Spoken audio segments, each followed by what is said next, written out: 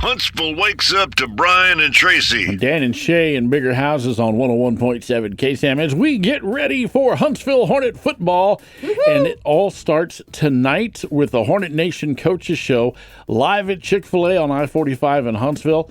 It starts at 7 o'clock tonight. We're going to broadcast it live on the radio. It'll also be on our KSAM YouTube channel, but it's much better if you experience it in person. Oh, yeah, absolutely. Get you a chicken sandwich and some waffle fries and listen to Carlos and Brian and Coach Rodney Southern lay out the game plan for Dayton. It's our homecoming week here in Huntsville. Mm-hmm. Big parade on Thursday and, of course, the game Friday night against Dayton at HISD Stadium. You want to get your tickets as soon as you can.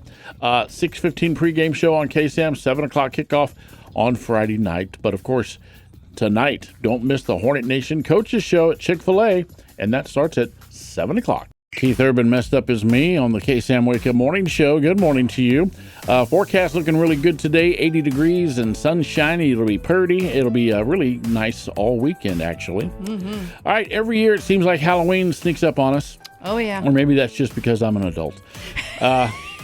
Anyways, who's desperately grabbing onto every last fiber of summer. Actually, I'm trying to get summer out the door in a hurry. He is. I have to agree with you because I was all nice and cozy this morning, and then you're telling me it's going to be hitting temperatures again. Almost 90 next week. Oh, my God. Halloween is now less than 2 weeks away, so a brand new survey is asking if we're excited about it. 23% of Americans say they're looking forward to it more this year. Yeah, 24% are saying they're looking forward to it less. 53% say their excitement level is about the same as usual. As far as Halloween goes, I'm about the same as usual. Yeah, same as usual. I got the pumpkin out there. It's cool. All right. As for spending on candy, 54% of people say they're going to go with mixed mini candy bars. Mm-hmm. Some will get the regular size candy bars. Those are the ones we love. Yeah. 10% plan on really just treating kids with the king size candy bars. Oh, wow. Boy. Now that's nice. Just get the mixed bag of stuff and throw it in there. Or do like the comedian said this morning, get some bouillon cubes. No, we're not going to do that. Ella Langley and Riley Green on 101.7 KSAM, your hometown radio station. Good morning. I'm Carlos Zimmerman. Your weather forecast coming up. Chris Jansen and Luke Bryan also on the way. And here's this. Well, I guess the presidential suite's not enough anymore for these folks. Rich people are building actual mansions on top of skyscrapers now. There's a photo going viral of a sprawling mansion sitting on top of a 33-story building in India. It's supposed to look like the White House, but it's not quite as big. Now, the photo looks like something AI made, but it is indeed real. The rich guy who built it started construction on it more than a decade ago and reportedly cost over $20 million. A reporter called it an extreme example of a trend that's been picking up steam.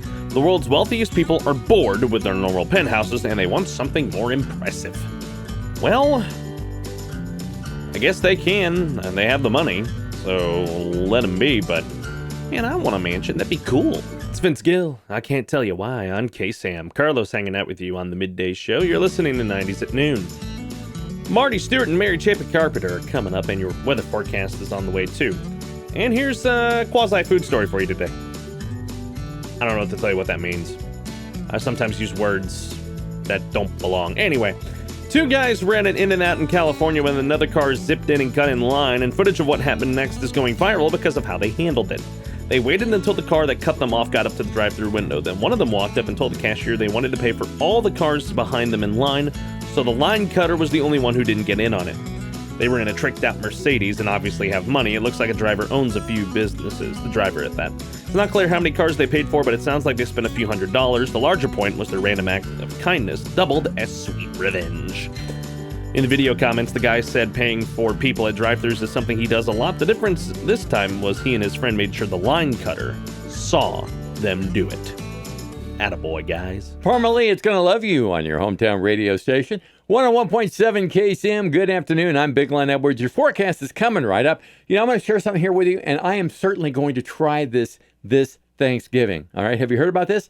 Well, the folks over at Butterball, they have done it again. They have unveiled a new turkey for Thanksgiving that you don't have to thaw out.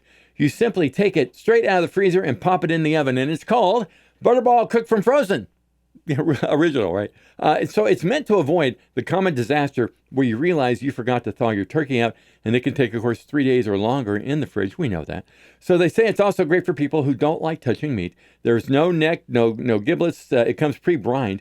You don't have to do anything except brush it with oil, right? They literally say unwrap and cook. Now, the average cook time is about 5 hours, not a whole lot longer than a normal turkey. They also say, of course, it's possible because of a specially formulated brine.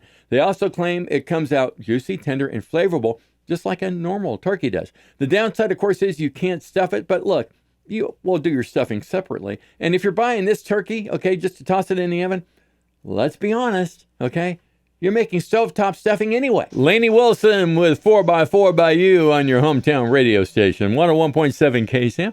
Good afternoon. I'm Big Glenn Edwards. Your forecast is coming right up. Hey, a random new poll asks the question, when you make a credit card purchase and are offered a space to sign, what do you really do? What do you typically do?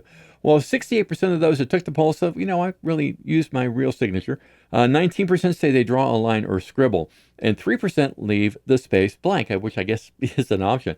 2% say they do something else. It's unclear what that would be. Now, not surprisingly, however, older folks are more likely to use an actual signature. I'll tell you what, myself, I don't. I can't really sign my name anymore due to some physical limitations I've got. So I have kind of a scribble that looks like it could be a signature, but that's it. Now, some boomers, though, might blame the fact that they're not using a signature on cursive not being emphasized in schools anymore. Cursive writing, right? However, I think the real killer is just the horrible signature screens on checkout counters. There's no room to sign anything, right?